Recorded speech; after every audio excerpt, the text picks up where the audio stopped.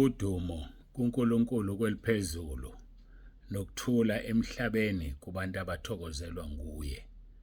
Babunzibando kubingelelayo ngithi uJesu Kristu inkosi. Siyambonga uNkulunkulu wethu kakhulu, siyamdumisa, zindlalifa zezulu. Muhle, uyasithanda, uphakeme ngendlela emangalisayo. Sikuday number 2 namhlanje emkhosini wethu esikuwona. Siyambonga kakhulu uNkulunkulu. Bangcwele, ngizoqala ngokuzithoba. Ngiyacela ningixolele kakhulu. Uma ngikhuluma ngoPhilip chapter 2 verse 9 kuya u11, ngiye ngithi uverse 11 unamagama abhalwe ngamakhulu athi uJesu Kristu inkosi. Alikho elinye eBhayibhelini elibhalwe kanjalo. Ngiyaphenduka ngikhuluma iphutha. Ngiyacela ningixolele.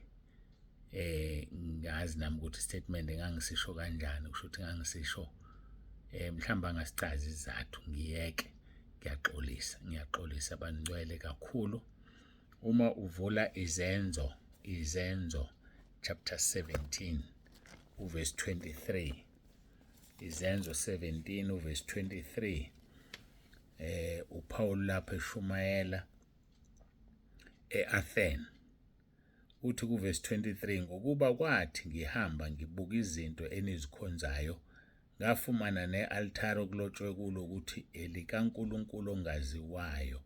Lokho-ke enikukhonza ningakwazi yikho engikumemezela kini. Igama elithi elikaNkulunkulu ongaziwayo libhalwe in capital letters. Omunye kuwabantwana bakaNkulunkulu ekhaya lezwi ungithumelele wangitshela. Ngiyabonga kakhulu, ukhombisa ukungithanda. Ngingayi esihogweni ngiyela into engenamsebenzi. Ngingayi esihogweni ngiyela ukuthi ngathi lilodwa igama elikhulu kuPhilip 2 verse 11. Ngiyacela ningixolele. Siyawathola amagama amakhulu kwizenzo 17 verse 23. Kungapheli lapho futhi kuphela. Nalapha yakuDeuteronomy 28 verse 58. Deuteronomy 28 verse 58. Uma ungaqapheli ukwenza onke amazwi alomthetho alotshwe kule ncwadi, ukuba lesabe igama lakhe elidumisekayo nelesebekayo elithi uJehova uNkulunkulu wakho. Lelo gama elithi uJehova uNkulunkulu wakho omathathu abhalwe ngama-capital letters. Ngiyaphenduka bazalwane, ngiyaxolisa. uJehova uNkulunkulu wakho kuDeuteronomy 28 verse 58. So njengamanje amavesi mabili, statement sami bengihlala ngisicula ngiyasihoxisa, ngiyaxolisa, ngiyaphenduka. Sithola kwizenzo 17 verse 23 noDeuteronomy 28 verse 58 amanye amagama abhalwe ngama-capital letters kaNkulunkulu. Ngiyethemba nelwamukela uxolo lami, ngiyazithoba kakhulu, ngiyaxolisa nakubaba wethu osezulwini. Kodwa nje ngibona uthando eningithanda ngalo. Leli-ke lesibili ngilikhonjiswe uMama uNzibande. So-ke kusho ukuthi-ke bayangithanda abantwana bakaNkulunkulu abafuni ngesihogweni ngiyela into engenamsebenzi. Hayi esihogweni, yazi ungasithathi kancane isono. Sizongena bazalwane esihogweni siyele izinto esicabanga ukuthi izincane, asikusona esincane nesikhulu. Amanga phela lawe ngawaqambayo, ngathi mina ilona lodwa elingamagama amakhulu. So ngizoyela uqamba amanga ukuthi-ke ngiwaqambe ngani, ngithini, kanjani, sekuphakathi kwami noNkulunkulu uma sengifika. Kodwa njengamanje ngibonga ukuthi seningibonisile, ngiyazithoba, ngiyaxolisa. Ayike asidluleke lapho. Sizobuya kodwa kuleli vesi leli likaDeuteronomy 28 verse 58. Ilona sokhuluma ngalo namhlanje ngoba sikhuluma lapha ngesub theme ekhuluma ngeinhlupheko zabazalwane. So-ke uma sikhuluma-ke ngesub theme izinhlupheko zabakholwayo, kuzosidinga ukuthi sibuyele kulona ngoba kukhona okungimangalisile. Bengalazi ngempela, futhi phela ngeke ngilazi iBhayibheli lonke. Ngiyabonga kakhulu-ke, ngiyacela siguqe, sikhuleke, Sondele kuNkulunkulu wethu uJesu Kristu inkosi.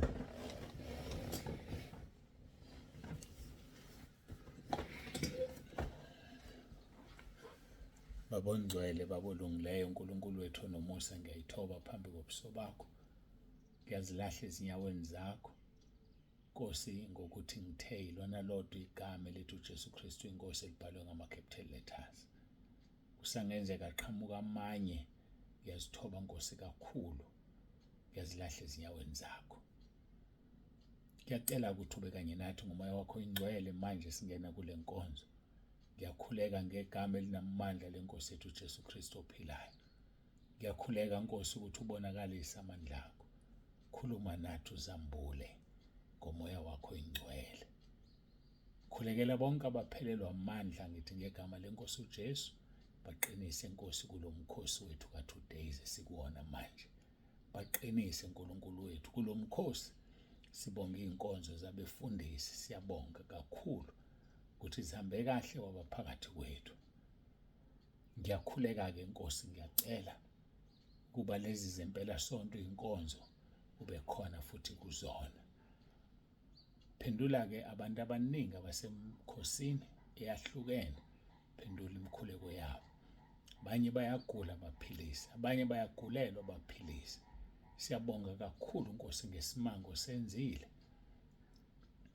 ngalo begula besehamba impethu ephila. UNkulunkulu wethu, ngiyabonga Nkosi ukuthi ngingelutho ungilalele, ngingelutho Nkosi mangicela ungihloniphe, ngingelutho. Ngiyabonga ukuthi uzishayele zaphela impethu. Ngiyazi wena uqalile umsebenzi uzowufeza, mphilise Nkosi kule cancer, mphilise ngiyacela. Makaphiliswe. Wena usuqalile umsebenzi wasusa impethu. Ngiyazi Nkosi uzophola isilonda, phuma icancer iphele ngoba kukho ukukuhlulayo. Sibonga izinto eziningi Nkosi ozenze ekhaya lezwi ngabantwana bakho.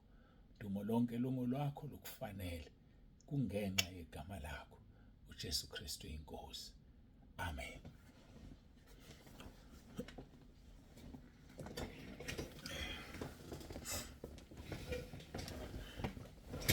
Siyambonga ke kakhulu uNkulunkulu, siyamdumisa. Ngiyayikhumbula lento le. Ngeshwa angizokwazi ukubufaka olobo bufakazi bangcwele, kodwa ngithembeni ukuthi kwenzekile. Ade ngithumelela imessage ekseni, obe nesa lo muntu obesehamba impethu. Angisakhumbula ukuthi ucele nini, noma ucele izolo. Ngiyacabanga ukuthi ucele izolo, angisakhumbuli. Wathi kuney'mpethu ezikhona kulo muntu amnesayo. Kungenxa yobucayi bendawo lapho zikhona impethu okudala ukuthi ngingabufaki ufakazi. Zisendaweni ebucayi, ngakhuleka ngamcela uNkulunkulu ngezwe inhliziyo yami iqhuma. Namhlanje ungilethele ireport ukuthi impethu ziphelile bese kusele noma 1 or 2 kanti ukuthi bekunyamfuka izimpethu. Siyambonga uNkulunkulu bazalwane simkhonzayo. Siyambonga kakhulu, udumo lonke lungu lwakhe lumfanele. Uma sikhuleka uyezwa. Kodwa ngifuna ukukutshela indaba. Abantu abasubalekelana nokuvuma izono. Musucelela abantu abangavumeli izono umkhuleko. Ngoba umkhuleko wami uzofika kuNkulunkulu, kodwa ngeke ukwazi ukuthi uNkulunkulu akusize ngenxa kaIsaiah 59 verse 1 and 2. Abantu abavuma izono abasubaleka.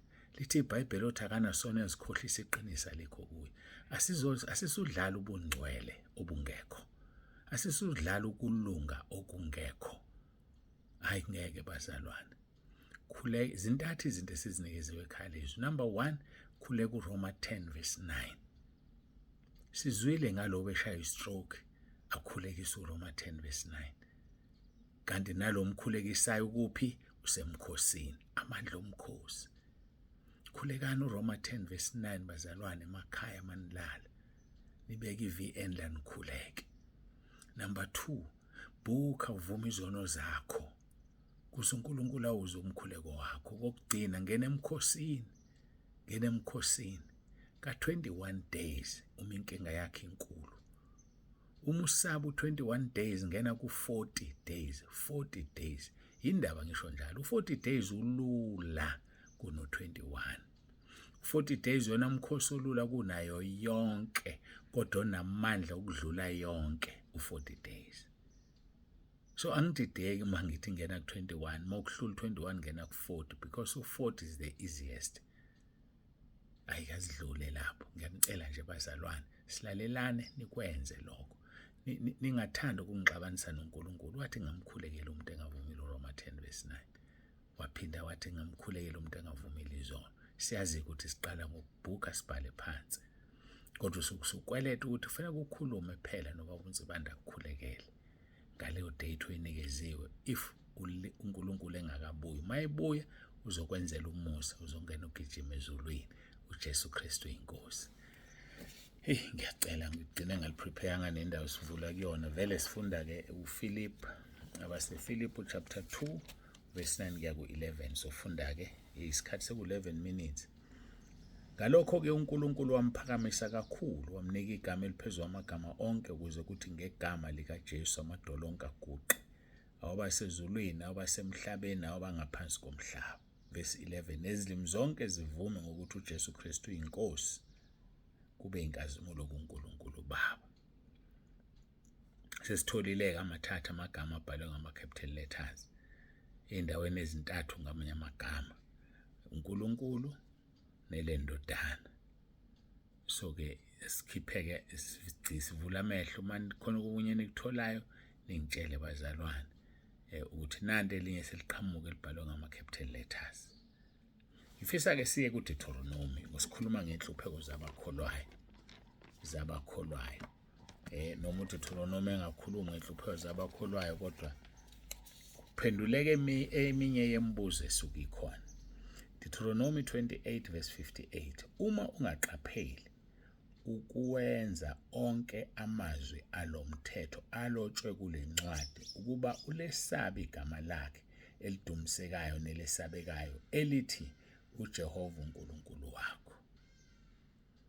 Ngifisa silalele kakhulu lento.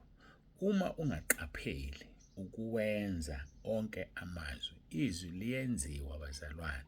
Uma ungaqapheli ukulenza izwi likaNkulunkulu, ulishalazela njengoba abanye beshalazela inkonzo yokuvuma izono nje, bayishalazela, bayibalekela. And le nkonzo ayinamfundisi, ayinabhishophi, ayinampostoli, ayinadokotela, ayinamzalwane, ayinamkhokheli. Uma nje umphefumulo kaNkulunkulu usekhona enyameni yakho, confess your sins, zivume izono zakho. Yabo lezi ikhundla engiyibalile azingene ezulwini. Apostoli akangene ezulwini, dokotela akangene ezulwini, archbishop alingene ezulwini. Yikhundla esizoyishiya la emhlabathini. Ezulwini uzofika ube uwena nje, hayi ube uwena negama lakho, kubheka ukuthi uhlanziwe ngegazi likaJesu bese uyangena. Lezi ikhundla ayisebenzi. Ezikhundleni esinazo emhlabeni, esingena ezulwini sisodwa ese-elder, ngoba kunamalunga awu-24 azungeza isihlalo sobukhosi sikaNkulunkulu. Akukhulunywa umpostoli la, akukhulunywa umfundi la, akukhulunywa bani la, kukhulunywa ngani? Ngama-elder awu-24. So mawuyi-elder elihamba ngobungcwele, ehlanzwe ngegazi likaJesu, wena wedwa uzongena nesikhundla sakho, thina abanye cha. Kodwa soshintsha nathi siguquke sibe ngama-elder, ngoba vele siyiwo. Ayi uyibeka kahle lento uPetro, yazobheka manje sengiyakwenye indawo. Ukuthi ngiyamthanda uPetro, uyibeka kahle le ndawo. Athi ngelinye lawo ilamalunga lawo. Chapter 5 verse 1, 1 Peter. Ngakho ngiyawancenga amalunga aphakathi kwenu, mina engiyilunga kanye nawo. Yezwa ke, ukuthatha uPostoli uPetro wabulahla le kude. Ngakho ngiyawancenga amalunga aphakathi kwenu, mina engiyilunga kanye nawo, nofakazi wezinhlupheko zikaKristu, nomhlanganyeli wenkazimulo ezokwambulwa. Ngithi uverse 1 loyo, angisezoqhubeka. So ke sonke singamalunga, sonke singama-elder. Ungamboni umuntu eqhoshela. Hayi ingene lento aqhoshela ngayizulwini, kungena ama-elder. Hayi abangena abapostoli, abangena odokotela, abangena o-archbishop, hayi lutho, kungena ama-elder. Isibuyeleke kulelizwe verse 58 Deuteronomy 28 ngibuka isikhathi. Uma ungaqapheli ukuwenza onke amazwi alomthetho alotshwe kule ncwadi ukuba ulesabe igama lakhe elidumisekayo nelesabekayo elithi uJehova uNkulunkulu wakho. Verse 59 uJehova uyakwenza izifo zakho ukuba zimangalise kanye nezifo zenzalo yakho, izifo ezinkulu ezihlala isikhathi eside nokugula okubi okuhlala isikhathi eside. Uyakubuyisela phezu kwakho zonke izifo zaseGibhithe owazesabayo zinamathele kuwe. Konke ukugula nazo zonke izifo okungalotshiwe encwadini yalomthetho, lokhu uJehova uyakukukhweza phezu kwakho uze ubhujiswe. Linzima lelizwe, linzima bazalwane. Verse 58 kuya kuverse 61. Uma nje ungalenzi izwi, kwaze kwasemqoka ukwenza izwi, usungaze ugule nje impela ungalapheki ngoba ungafuni ukwenza izwi. Awufuni ukwenza izwi. Ngidabukela laba abadabukela iy'ngane zabo, abakhalela iy'ngane zabo bayifunela umkhuleko, iy'ngane azinandaba azifuni ukwenza izwi. Hhayi azinandaba. Siyakhala kumama la, yakhala ubaba uyancenga, cela ukhulekele nansi engane. Ayifuni nje yona ukwenza izwi. Kunanyatheliswa isifo kuyo. Ngoba iyadelela. Iyamdelela uNkulunkulu. Iyahlambalaza. Webazalwane, nansi impendulo. Nansi impendulo yabantu esibakhulekela bengafuni ukusinda, abafuni ukwenza izwi.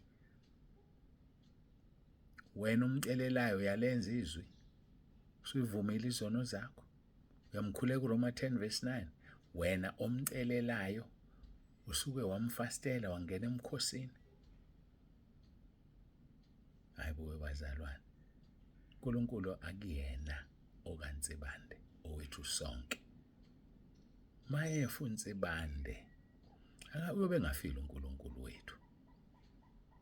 Kodwa kufanele ufunde ukuzikhulumela naye, ufunde ukuxoxa naye, ufunde ukuzikhulekela uzicelele akuphendule ngoba ugudluze isono. Ufihle isiphambeko sakhe akayikuphumelela, kodwa ozivumayo azishiye uyothola umusa. uJesu Kristu inkosi, ngiyacela sikhuleke. Ngiyakholwa ukuthi sisazobuyela kuleli vesi. Linonile, ngidlulile nje, ngisafisa ukugxila kulona.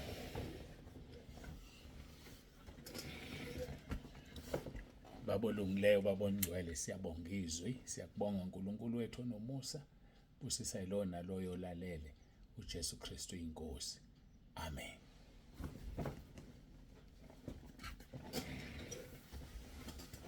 Siyambonga kakhulu uNkulunkulu, baba uNsibande ovalelisayo, othi uJesu Kristu inkosi.